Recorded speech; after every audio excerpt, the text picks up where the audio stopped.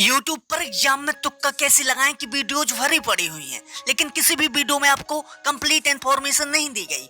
इस वीडियो में आपको तुक्का लगाने की एक नहीं, दो नहीं, ना ही तीन, पूरी की पूरी 15 टेक्निक्स बताऊंगा जो ग्रुप डी एग्जाम से लेकर यूपीएससी तक सारे के सारे एग्जामों में एप्लीकेबल होंगी और साथ ही सारे के सारे विषयों में, चाहे वो मैथ हो, इंग्लिश हो, जीके हो, सारे के सारे विषयों में एप्लीकेबल होंगी। हालांकि मैं ये तो नहीं कहूंगा कि इन टेक्निक्स को अपनाकर आप सीधे टॉप कर जाओगे, लेकिन हाँ, आपका सिलेक्शन जो कुछ नंबरों से रुक रहा था वो अब नहीं रुकेगा। तो आइए बिना किसी डिले के फर्स्ट टेक्निक को समझते हैं।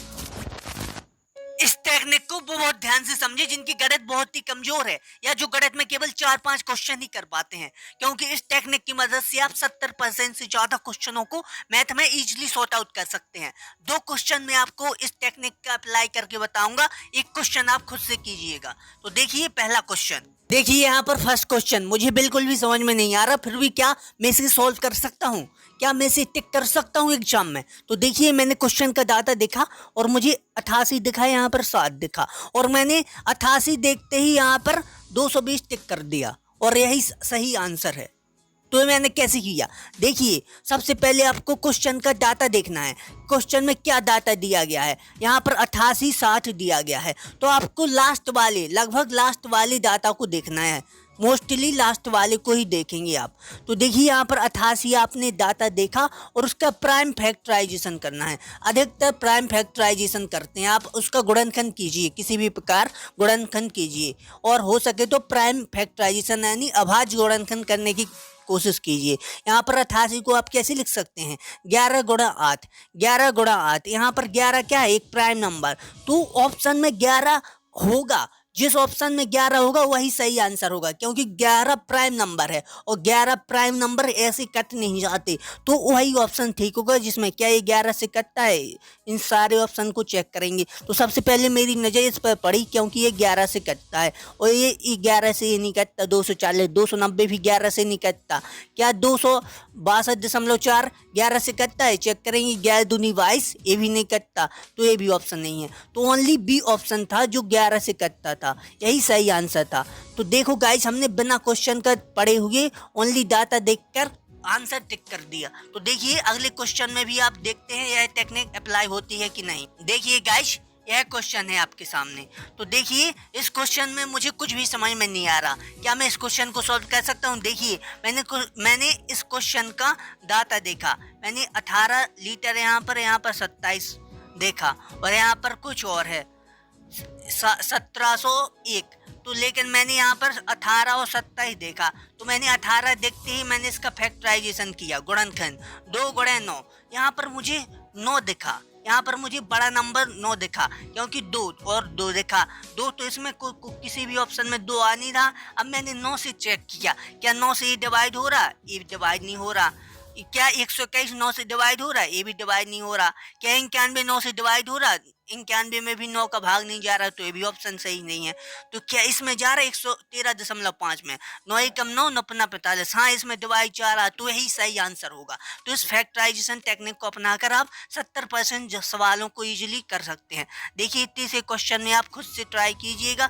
देखिए यहाँ पर मैंने क्वेश्चन का डायरेक्ट डाटा देखा, मुझे क्वेश्चन से कुछ लेना देना नहीं कि क्या है रेलगाड़ी, बिजली, खंबा, मुझे कुछ क्वेश्चन से लेना देना नहीं। मैंने तो क्वेश्चन का डाटा देखा, यहाँ पर 8.5 मीटर सेकंड है, यहाँ पर 19 सेकंड दिया गया है, यहाँ पर 29 सेकंड दिया गया है, 13 सेकंड।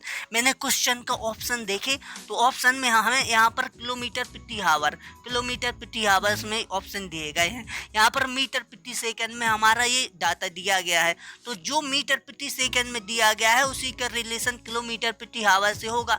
तो मैं 8.5 पर फोकस करता हूँ, मैंने 8.5 पर फोकस किया और मैंने इसका फैक्टराइजेशन किया। मैंने 85 को लिख दिया 17 गुणे 5, 17 पना 85, तो मुझे 17 नंबर प्राइम नंबर 17 दिख गया। तो मैं वही ऑप्शन चूज करूंगा जो 17 से कटेगा, 17 से जो ऑप्शन कटेगा वही ठीक होगा। तो क्या ये पहला ऑप्शन 17 से कटता है, 17 चौको 68, ये चेक करते हैं, ये भी नहीं, ये नहीं कटता। क्या ये नंबर 17 से कटता है, 17 चौको 68 6, ये भी नहीं कटता। क्या ये नंबर 17 से कटता है, 17 चौको 68, ये भी नहीं कटता। क्या ये कटता है, 17 चौको 68 8 70 15 85, हाँ ये कटता है, तो यही सी आंसर होगा गाइस। तो इस फैक्टराइजेशन टेक्निक को अपनाकर आप इजीली सवालों को सॉर्ट आउट कर सकते हैं। तो मैंने तीनों ही क्वेश्चन बता दिए, आप इस टेक्निक को मॉक टेस्ट में अप्लाई करके जरूर देखिएगा, आपको बहुत फायदा होगा। तो चलिए नेक्स्ट टेक्निक समझते हैं, length major technique. Length major technique mostly GK के क्वेश्चनों में लग जाती है। यह टेक्निक बताती है कि अगर किसी ऑप्शन की लंबाई सबसे अधिक है तो उस क्वेश्चन की सही होने की प्रोबेबिलिटी सबसे अधिक होती है। देखिए, अगर किसी ऑप्शन की लंबाई इतनी है, किसी ऑप्शन की लंबाई इतनी है, किसी ऑप्शन की लंबाई इतनी है, किसी ऑप्शन की लंबाई सबसे अधिक है इन तीनों की कंपैरिजन में, तो इस क्वेश्चन की ऑप्शन की सही होने की प्रोबेबिलिटी सबसे अधिक होती है। इसे एक क्वेश्चन के माध्यम से समझते हैं। देखिए, यहाँ पर एक क्वेश्चन है जिसमें ऑप्शन की लंबाई पहले की इतनी है, दूसरी बी ऑप्शन की लंबाई इतनी है, सी ऑप्शन की लंबाई इतनी है, लेकिन एक चौथा ऑप्शन है डी जिसकी लंबाई सबसे अधिक है, तो यही सही ऑप्शन होने की प्रोबेबिलिटी सबसे अधिक होती है। यहाँ पर देखिए आंसर, यहाँ पर आप डी देख सकते हैं। यहाँ पर मैंने अपने मन से क्वेश्चन सेट नहीं किए हैं, ये एसएससी सीएचएसएल में आए हुए क्वेश्चन है। तो देखिए, आप दूसरा क्वेश्चन भी आप देख सकते हैं। देखिए, यहाँ पर तीन ऑप्शन ऐसे हैं जिनकी लंबाई समान है। देखिए, इन तीनों की लंबाई समान है, लेकिन एक चौथा ऑप्शन ऐसा है जिसकी लंबाई इन तीनों के कंपैरिजन में अधिक है, तो यही सही आंसर होने की प्रोबेबिलिटी सबसे अधिक होती है। यहाँ पर देखिए, हमने ई आंख मीच कर लगा देना है और यहाँ पर देखिए यही सही आंसर है इसका। तो देखिए, जिन क्वेश्चन की ऑप्शन की लंबाई अधिक होती है वो सही इसलिए होते हैं क्योंकि एग्जामिनर, अगर वो गलत होंगे तो एग्जामिनर उस क्वेश्चन को इतना लंबा लिखने में क्यों टाइम वेस्ट करेगा। इसलिए साइकोलॉजी के अनुसार जिस क्वेश्चन की लंबाई सबसे अधिक होती है उस क्वेश्चन को सही होने की प्रोबेबिलिटी बहुत अधिक होती है। यहाँ पर आप इस क्वेश्चन को भी देख सकते हैं। यहाँ पर देखिए, इसकी लंबाई इतनी है, इसकी लंबाई इतनी है, इसकी लंबाई इतनी है, लेकिन एक चौथा ऑप्शन है जिसकी लंबाई पहली लाइन में और दूसरी लाइन में जा रही है, तो यही क्वेश्चन सही होने की प्रोबेबिलिटी सबसे अधिक होती है। थर्ड टेक्निक, जिन भी क्वेश्चन के ऑप्शन में आपको उपयुक्त सभी, ऑल ऑफ अबव या ये सभी, देखिए आपको आंख मीच कर उस क्वेश्चन के ऑप्शन को सही कर देना है, क्योंकि 90% केसेस में ये सभी या उपयुक्त सभी वाले आंसर सही होते हैं। फोर्थ टेक्निक, जब भी आपको नन या इनमें से कोई नहीं दिखे तो आप सतर्क हो जाएं, क्योंकि बहुत से टीचरों ने बताया है कि इनमें से कोई नहीं वाला ऑप्शन सही होता है, लेकिन आप खुद से जब ऑब्जर्व करेंगे, जब खुद से आप एनालिसिस करके देखेंगे अपने मॉक टेस्ट में, तो आपको इनमें से कोई नहीं वाला ऑप्शन बहुत कम सही मिलेगा। पेपर में आए हुए क्वेश्चन में भी इनमें से कोई नहीं वाला ऑप्शन सही नहीं होता है। देखिए, इनमें से कोई नहीं वाला ऑप्शन आपको सबसे पहले हटा देना है, क्योंकि इनमें से कोई नहीं वाला ऑप्शन भ्रम करने के लिए दिया होता है कि सभी लड़के इसी ऑप्शन को टिक कर जाएं।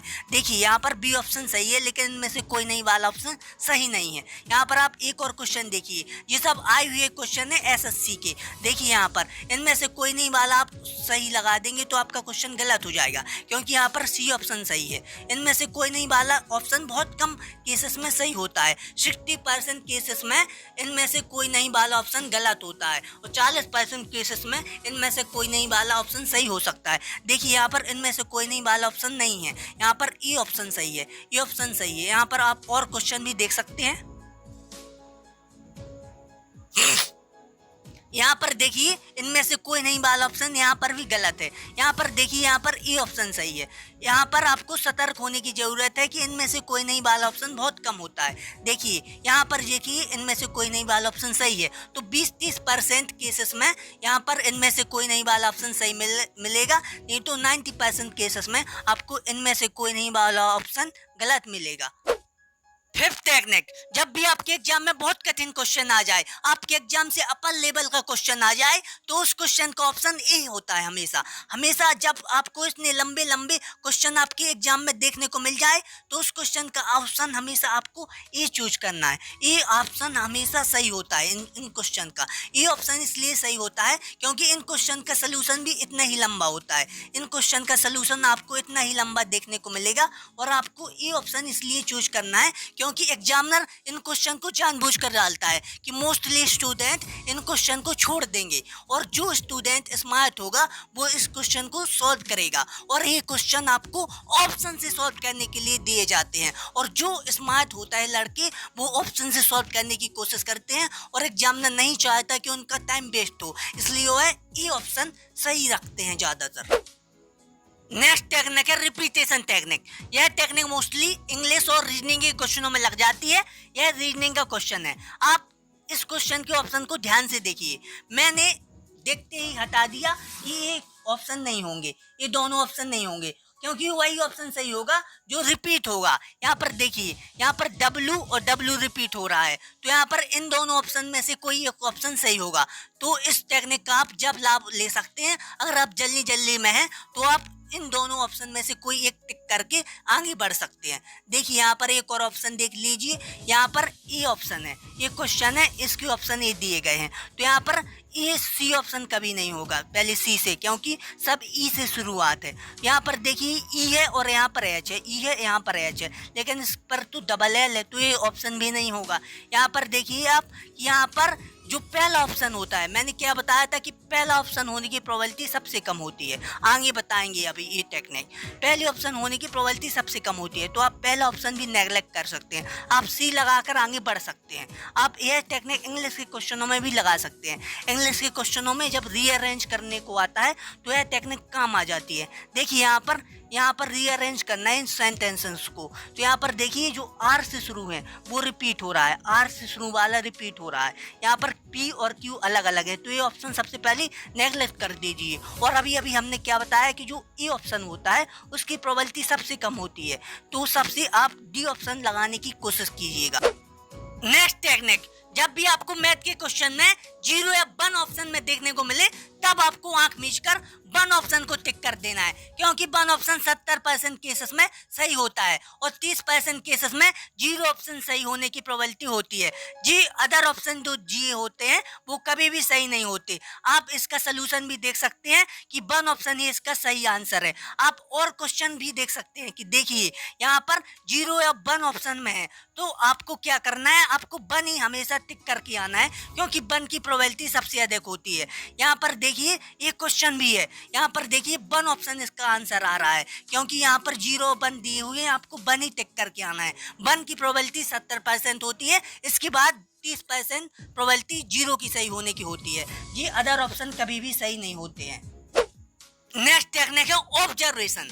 आपको मान के चलिए 3 क्वेश्चन है, 34 35 36, आपको 34 बन गया, 36 बन गया, आपको लेकिन 35 नहीं बन रहा। तब आपने देखा कि ऊपर ए 34 में आपने ए ऑप्शन फिल किया है, 36 में आपने डी ऑप्शन फिल किया है, तब आपको 35 नंबर में बी या सी में से कोई एक फिल करना है, क्योंकि ए और डी ए और डी का रिपीटेशन बहुत कम होता है। ए और डी का रिपीटेशन बहुत कम होता है। बी और सी का रिपीटेशन तो हो सकता है बी और सी का, लेकिन ए और डी का रिपीटेशन नहीं होता है, तो आपको ये माइंड में रखनी है बात। Next technique, dual internal technique. जब भी आपको किसी क्वेश्चन के ऑप्शन में दिखे कि 2 ऑप्शन की मदद से जबरदस्ती 4 ऑप्शन क्रिएट किए गए हैं, जैसे यहाँ पर देखिए 417 और 81 की मदद से केवल दशमलव में हेर फेर करके 4 ऑप्शन क्रिएट कर दिए गए हैं। ऐसी स्थिति में आपको उन ऑप्शन को लगाना है जो अंदर लिखे हुए हैं, इंटरनल ऑप्शन को चूज करना है, क्योंकि एग्जामिनर अपने ऑप्शन को छिपाना चाहता है। एग्जामिनर अपने ऑप्शन को हमेशा छिपाता है, इसलिए वो बाहर ऑप्शन को जो देता है वो हमेशा गलत होते हैं। आपको इंटरनल ऑप्शन को ही हमेशा चूज करना है। बी या सी में से हमेशा आपको कोई एक सिलेक्ट करना है। आप यहाँ पर एक और एग्जाम्पल देख सकते हैं कि 7/2 और 7 की मदद से 4 ऑप्शन क्रिएट किए गए हैं। तब आपको बी या सी में से, क्योंकि यही इंटरनल है, बी और सी में से कोई एक ऑप्शन चूज करना है। ये 2 ऑप्शन जो दिए गए हैं वो ऑप्शन बहुत कम होते हैं। नेक्स्ट टेक्निक, जब भी आपको किसी ऑप्शन में ई और बी दोनों देखने को मिल जाए, तब आपको आंख मीचकर ई और बी दोनों वाले ऑप्शन को टिक कर देना है। देखिए यहाँ पर डी ऑप्शन ही सही है, ई और बी दोनों। नेक्स्ट है साउंडिंग टेक्निक। जब भी आपको किसी क्वेश्चन में पूछा जाए कि इनमें कौन सा ऑप्शन नहीं है, इनमें से कौन सा ऑप्शन नहीं है, तब आपको एक बार चेक कर लेना है कहीं साउंडिंग टेक्निक अप्लाई तो नहीं हो रही। साउंडिंग टेक्निक ये कहती है कि जिनका साउंड एक जैसा होता है वो ऑप्शन नहीं होते हैं। देखिए यहाँ पर यूरेनियम, थोरियम, प्लूटोनियम, इनका साउंड एक जैसा है, तो ये ऑप्शन नहीं होंगे। जिनका साउंड अलग है, जैसे एथेन, इसका साउंड बिल्कुल अलग है, तो यही ऑप्शन की प्रोबेबिलिटी सबसे अधिक होती है कि यही ऑप्शन सही होगा जब पूछा जाए नहीं है।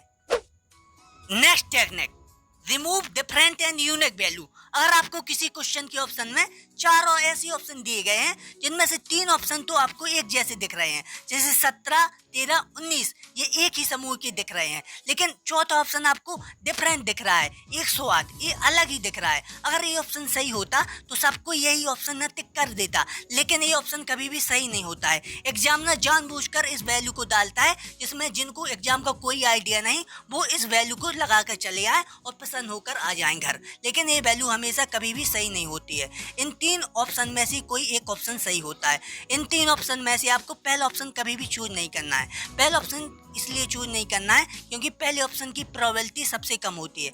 आपको बी और सी में से कोई एक ऑप्शन चूज करना है। नेक्स्ट, ये कोई टेक्निक नहीं है, ये कुछ एंट्रेंस एग्जामों या ट्रिपल सी की जैसी डिप्लोमा वाले एग्जामों में देखने को मिलता है कि ट्रू और फॉल्स वाले ऑप्शन आते हैं। इस स्थिति में आपको हमेशा ट्रू ही ऑप्शन टिक करके आना है अगर आपको ऑप्शन पता नहीं है। अगर आपको एग्जैक्ट पता है कि इसका क्या ऑप्शन है, ट्रू या फॉल्स, तब आपको अपने मन से लगाना है। अगर आपको पता नहीं है तो हमेशा आपको ट्रू ही लगा के आना है। नेक्स्ट टेक्निक है एनालिसिस टेक्निक। इस टेक्निक में देखिए, अगर आपके 100 मार्क्स के क्वेश्चन है तो एग्जामिनर क्या करता है कि सब क्वेश्चन का वेटेज एक सा रखता है, मतलब 25 25 25 25, मतलब 1-2 ऊपर नीचे हो सकते हैं, किसी में 25, किसी में 28, किसी में 20 तो किसी में और, मतलब इनका रेशियो 25 के आसपास ही रहता है। तो ऐसे एग्जामिनर सेट करते हैं इन क्वेश्चन को। सपोज आपके 70 ही क्वेश्चन अटेम्प्ट हुए, आपसे 100 क्वेश्चन में से आपने 70 ही क्वेश्चन अटेम्प्ट कर पाए, बाकी 30 बच गए। 70 में से जो आपने अटेम्प्ट किए उनका आपने एनालिसिस किया। एनालिसिस करने पर आपने पाया कि आपने 20 क्वेश्चन ए टिक किए, 23 क्वेश्चन बी टिक किए और 7 क्वेश्चन सी टिक किए और डी में आपने 20 क्वेश्चन टिक किए। तो ये बाकी के बचे 30 क्वेश्चन में से जो बाकी के 30 क्वेश्चन बचे हैं उनमें आपने सब क्या लगाना है, सी ही सी लगा देना है, क्योंकि आपने यहाँ पर अभी सी को सबसे कम बार यूज किया है। जो आप सबसे कम बार यूज करें उसे सबसे लास्ट में जो बचे हुए क्वेश्चन में सारे के सारे क्वेश्चन में वही लगा देना है, जिससे मोस्ट प्रोबेबिलिटी होती है कि आपके ज्यादा से ज्यादा क्वेश्चन सही निकल आए। नेक्स्ट टेक्निक बहुत ही इंपॉर्टेंट टेक्निक है। मेंसुरेशन के सवालों को आप यूं चुटकी बजाते कर दोगे। मेंसुरेशन में आपको एरिया निकालना हो, आयतन निकालना हो, परिधि निकालनी हो, वक्र का क्षेत्रफल निकालना हो, चाहे कोई भी आकृति हो, वृत्त हो, शंकु हो, आयत हो, वर्ग हो, आप चुटकी बजाते निकाल लोगे। आपको ध्यान रखना है कि इनके सूत्रों में हमेशा पाई आता है। कोई भी सूत्र हो, आयत का हो, परिधि का हो या कोई भी सूत्र हो, इसमें हमेशा इनके फॉर्मूलों में पाई आता है। तो आपको क्या ध्यान रखना है, पाई का मान होता है 22/7 और पाई में 22 में क्या छुपा होता है, 11 11 दूनी 22 होता है। तो 11 का ऑप्शन आपको चेक कर लेना है कि कौन सा ऑप्शन 11 का मल्टीपल है। तो देखिए यहाँ पर एक क्वेश्चन है, इसमें प्लेट की परिधि निकालनी है, इसमें प्लेट की परिधि निकालनी है। तो देखिए हम डायरेक्ट ऑप्शन पर देखते हैं कि यहाँ पर 150 11 का मल्टीपल है, नहीं है। 180 11 का मल्टीपल है, नहीं है। ये 11 से नहीं कटता। हाँ, अब देखिए 176 और 165, यहाँ पर 11 कम 11 166, ये भी कटता है और ये भी कटता है। 11 कम 11 11 5 55। अब हम 2 ऑप्शन में फंस गए। हम अब 2 ऑप्शन में फंस चुके हैं कि कौन आंसर होगा। हमने 2 ऑप्शन हटा दिए, अब 50% हमारी चांस है। अब हम तुक्का मारेंगे तो हमारे 50% चांस है कि हमारा सही हो जाए। और हमने क्या बताया था कि ये ऑप्शन की होने की प्रोबेबिलिटी बहुत कम होती है। आप ऐसे भी गैस कर सकते हैं। अब देखिए आपको कोई बड़ा ऑप्शन मिल जाए कि बड़ा मल्टीपल हो जाए तो कैसे चेक करते हैं 11 का ऑप्शन। देखिए यहाँ पर 11 का मल्टीपल चेक करने के लिए आपको डायरेक्ट शॉर्टकट ट्रिक बता रहे। देखिए 11 का मल्टीपल चेक करने के लिए आपको सम स्थानों, इवन प्लेसेस, सम स्थानों और विषम स्थानों, सम स्थानों और विषम स्थानों, सम स्थानों का योग और विषम स्थानों का योग घटा कर देखना है कि 0 या 11 का कोई मल्टीपल तो नहीं आ रहा। सम स्थानों का योग और विषम स्थानों का योग करके देखना है कि 0 या 11 का कोई मल्टीपल तो नहीं आ रहा। अगर आ रहा है तो 11 से डेफिनेटली कटेगा। देखिए यहाँ पर हम एग्जाम्पल से समझाते हैं। देखिए ये 1331। अब देखिए यहाँ पर ऑड प्लेसेस यानी विषम स्थानों और इवन प्लेसेस यानी सम स्थानों।